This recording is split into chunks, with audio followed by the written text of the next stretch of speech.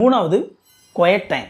So அந்த quite time அப்படிங்கிறது கிட்டத்தட்ட அந்த மெடிடேஷன் மாதிரியான ஒரு விஷயம். நீங்கள் வந்து ஒரு அமைதியான ஒரு இடத்த, டிஸ்டர்பன்ஸ் இல்லாத ஒரு சூழ்நிலையை நீங்கள் தெரிந்தெடுத்து நீங்கள் வந்து ஒரு சில விஷயங்களை கற்றுக்கிறதுக்கு முயற்சி பண்ணுறது. பொதுவாக மெடிடேஷனில் உங்களுக்கு என்ன சொல்லிக் கொடுப்பாங்க அப்படின்னா, எம்டி யுவர் மைண்ட் அப்படின்னு சொல்லி கொடுப்பாங்க. எதை பற்றி நீங்கள் யோசிக்காமல் உங்களோட மைண்டை வந்து ரிலாக்ஸ் ஆகுங்க, எம்டி பண்ணுங்க அப்படின்னு சொல்லி கொடுப்பாங்க. பட் இதுவும் பார்த்தீங்க அப்படின்னா, நீங்கள் அந்த சூழல் கிட்டத்தட்ட நீங்கள் மெடிடேட் பண்ணுறதுக்கான ஒரு சூழல் மாதிரியான ஒரு சூழலை தேர்ந்தெடுத்துக்கோங்க.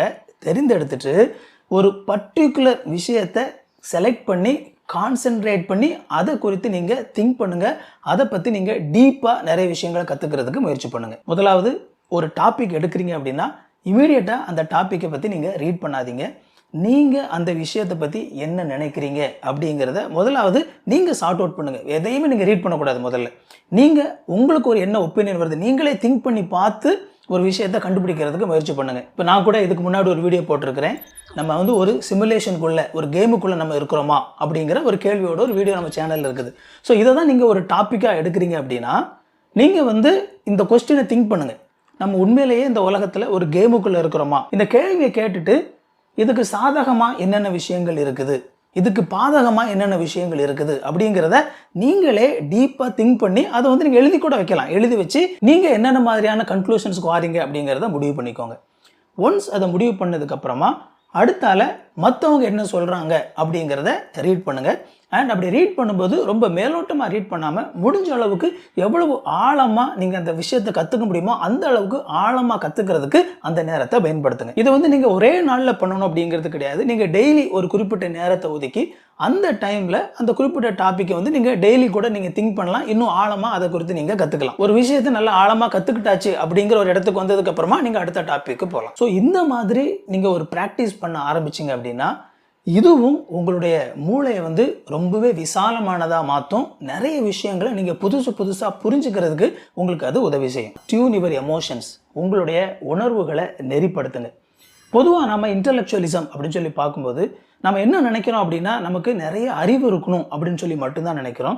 ஆனால் இந்த இன்டலெக்சுவலிசம் அப்படிங்கிறது வெறுமனே அறிவு மட்டும் சார்ந்தது கிடையாது, நம்முடைய உணர்வுகளும் சார்ந்தது. இன்னைக்கு கம்பெனிஸில் எல்லாத்துலேயுமே உங்களோட ஐக்யூவை மட்டும் டெஸ்ட் பண்ண மாட்டாங்க, உங்களுடைய ஈக்யூவையும் டெஸ்ட் பண்ணுவாங்க. இந்த ஈக்யூ எமோஷனல் கொஷன் அப்படிங்கிறது என்ன அப்படின்னா இன்னொரு நபர் எப்படி ஃபீல் பண்ணுறாரு அப்படிங்கிறத உணர்ந்து அதுக்கேற்ற விதத்தில் ரியாக்ட் பண்ண அறிந்திருக்கிறது. இன்னொரு விதத்தில் சொல்லணும் அப்படின்னா மற்ற நபர்களுடைய சந்தோஷமோ வலியோ அதை உணர்ந்து அவங்களுடைய அந்த எமோஷனில் நம்மளும் பங்கு கொள்ளக்கூடிய ஒரு பக்குவம் வந்து உங்களுக்கு இருக்கணும். ரோட்டில் போயிட்டுருக்கீங்க, திடீர்னு ஒரு ஆக்சிடெண்ட்டை பார்க்குறீங்க, அது உங்களை எந்த ஒரு பாதிப்புமே ஏற்படுத்தலை, சரி யாரோ ஒருத்தர் அடிபட்டிருக்காங்க அப்படின்னு சொல்லி கொஞ்சம் கூட உங்களோட மனசில் பாதிப்பு ஏற்படுத்தாமல் அப்படியே நீங்கள் போயிட்டே இருக்கிறீங்க அப்படின்னா you are in serious danger. எந்த விதத்துலையும் நீங்கள் பார்த்த ஒரு விஷயம் உங்களை எமோஷனலாக தொடவே இல்லை அப்படிங்கிறது வந்து ரொம்ப ஆபத்தானது. அதனால தான் நீங்கள் உங்களோட லைஃப்பில் இந்த சிம்பத்தி, எம்பத்தி அப்படின்னு சொல்லுவாங்க, இதெல்லாம் நீங்கள் பழகணும். இந்த சிம்பத்தைஸ் பண்ணுறது அப்படிங்கிறது அடுத்தவங்க எப்படி கஷ்டப்படுறாங்க அப்படிங்கிறத வெறுமனே அண்டர்ஸ்டாண்ட் மட்டும் பண்ணுறது. எம்பத்தைஸ் பண்ணுறது அப்படிங்கிறது அவங்களோடு அந்த உணர்வுகளில் பங்கு கொள்வது. அப்படி பங்கு கொள்ளக்கூடிய அளவுக்கு நீங்கள் உங்களுடைய எமோஷன்ஸை சரியான விதத்தில் நெருப்படுத்தி கொண்டு வந்திருக்கீங்களா அப்படிங்கிறத கவனிங்க. இப்போ உதாரணத்துக்கு நிறைய பேர் வந்து இந்த அட்மாஸ்பியரெல்லாம் நம்ம பாதுகாக்கணும் அப்படின்னு சொல்லி நிறைய போராட்டங்கள்லாம் பண்ணுறாங்க, நிறைய விஷயங்களை வந்து முன்னெடுக்கிறாங்க. ஆக்டிவிஸ்ட்லாம் நீங்கள் பார்க்குறீங்க. எதனால் அவங்க வந்து ஒரு சில பேர் வந்து வேலையெல்லாம் விட்டுட்டு இந்த மாதிரியான விஷயங்களை பண்ணுறாங்கன்னு சொல்லி நினைக்கிறீங்க? ஏன்னா அவங்க வந்து நடக்கிற ஒரு சில விஷயங்களை பார்த்து இது எந்த மாதிரியான ஒரு பாதிப்பை ஃப்யூச்சரில் ஏற்படுத்தும், ரொம்ப முக்கியமாக நம்முடைய ஜெனரேஷன்ஸ் வந்து இந்த உலகத்தில் வாழும்போது அது அவங்களோட வாழ்க்கையில் எந்த தாக்கத்தை ஏற்படுத்த போகுது அப்படிங்கிறத உணர்வுபூர்வமாக அவங்க வந்து அறியறனால தான் அவங்களால வந்து சும்மா இருக்க முடியாமல் ஐயோ இதை வந்து நம்ம பாதுகாக்கணுமே, இதை மாற்றுறதுக்கு ஏதாவது செய்யணுமே அப்படின்னு சொல்லி அவங்க வந்து முயற்சி பண்ணுறாங்க. பொதுவாக அந்த சோஷியலில் இருக்கக்கூடிய இந்த மாதிரியான இஷ்யூஸை வந்து எடுத்து அதை முன்னின்று போராடக்கூடிய அந்த நபர்களை நீங்கள் கொஞ்சம் கவனித்து பாருங்களேன். இவங்க எல்லாருமே இன்டெலெக்சுவல்ஸாக தான் இருப்பாங்க. அதனால தான் அவங்க வந்து அவங்களால சும்மா இருக்க முடியாமல் இந்த மாதிரியான விஷயங்களை செய்கிறாங்க. நீங்கள் அந்த அளவுக்கு போகணும் அப்படிங்கிற அவசியமெல்லாம் கிடையாது.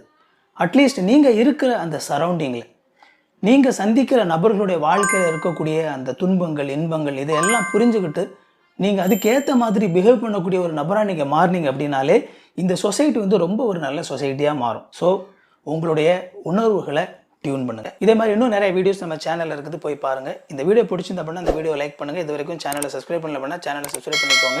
உங்களுக்கு நோட்டிஃபிகேஷன் வேணும்னு நினச்சிங்க அப்படின்னா பெல் பட்டனையும் கிளிக் பண்ணிக்கோங்க. இன்னொரு சூப்பரான வீடியோவில் சந்திப்போம் friends. Thank you. God bless you.